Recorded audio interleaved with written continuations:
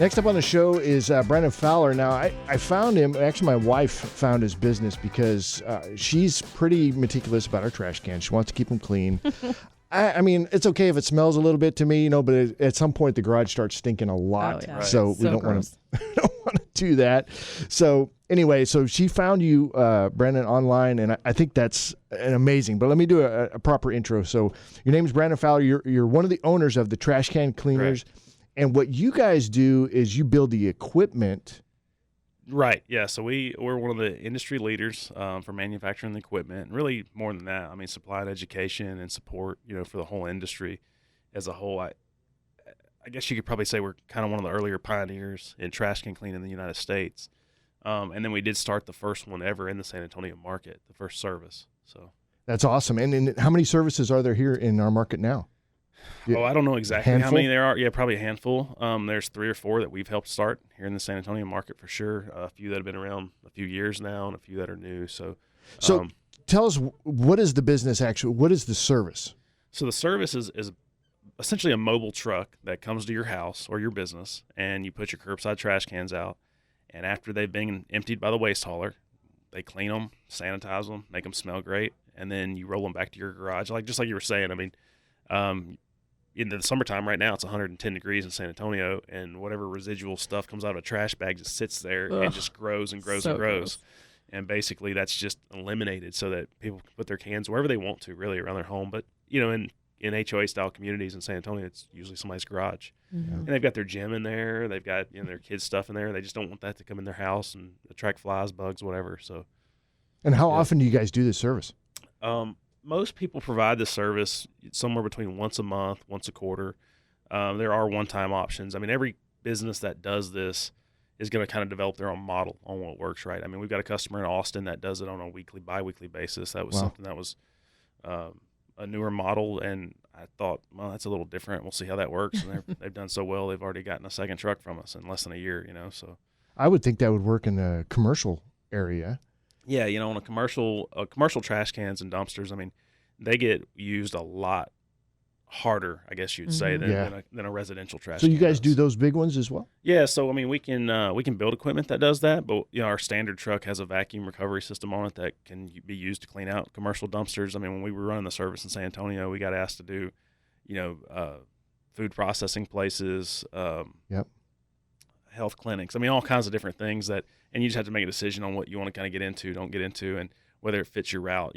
I'd say most of the people coming into the business, though, are kind of focused on that residential can cleaning service because there's, millions of trash cans in the San Antonio area, and there's nobody doing this. Well, I say nobody. There's a handful of people doing this. Right. So the business market is wide open. It's wide open. I mean, yeah. So let's talk about the actual process a little bit. So when you guys something hooks onto the cans, it puts them inside the truck, right? And then the cleaning happens there. So there's no water and bacteria and all this other stuff, spillage happening all over the street or anything. Yeah, basically, yeah. So there's a hydraulic arm that grabs the trash can, flips it up over top of a specialty nozzle, and cleans the inside of the trash can. There's a pressure washing wand on the truck that you can clean the outside of the trash can with, or do really anything else you need to do, cleaning related with that wand that maybe the specialty nozzle can't reach.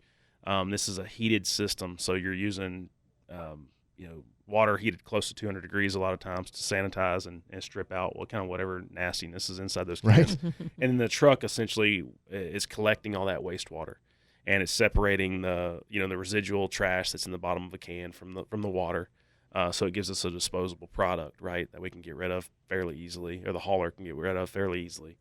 And then you just kind of go house to house to house and do that. And, it's one of those pretty nice businesses where, you can read our reviews where people are like, I would have been doing this 20 years ago if I knew about it, or I if would it have existed. too. Right.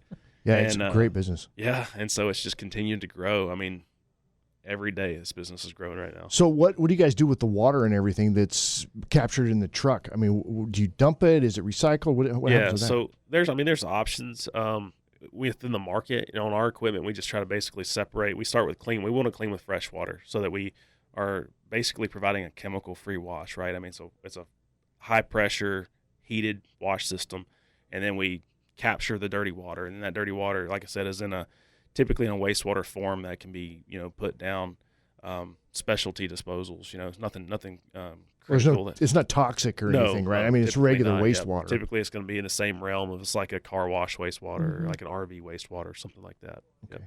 All right. So, and what are we talking about cost-wise here? On average. for the That's service. what I'm curious Yeah. about. So I'd say most people across the country are charging probably somewhere between $20 and $40 on a monthly service. Quarterly is probably a little bit more than that. And if you wanted one times, we typically encourage our service providers, the guys that are buying the trucks from us and starting the business, to charge more on their one times, because we do want to drive people into a reoccurring model. People may not even realize they want a reoccurring model, but once they get on it, I mean, they just don't stop. I mean, it's a 90+% retention rate on customer retention. Yeah, because who wants a nasty trash can in their garage exactly. all the time? I mean, you clean everything else in your house, right? I mean, everything, your toilet, but you don't clean your trash can and you pull that in your garage. So Right. this is like that solution. Well, Yeah. and I've tried cleaning mine myself too a couple of Right. times, and it's just disgusting, and it never gets it clean ever. Yeah. I even bleached it once. It's so it didn't awkward. And work. then where's all that bleach going, right? It's Exactly. going in your yard, it's going down the Exactly. That's street. what I was So this thinking is- when I was doing This is it. a much better environmental process than that, too. Yeah. So does that mean you're going to call one of his companies and get Yeah. that service? Right. We're all about business on this Right, show. we I must are. say. Cool. All right. So if folks want to get in touch with you to learn more about this business model, because I mean, even I'm like, hey, this is a pretty cool business idea, right? Right. How would they do that? Well, we've got a couple options. I mean, you can go to our website, fill out the form on the trashcancleaners.com.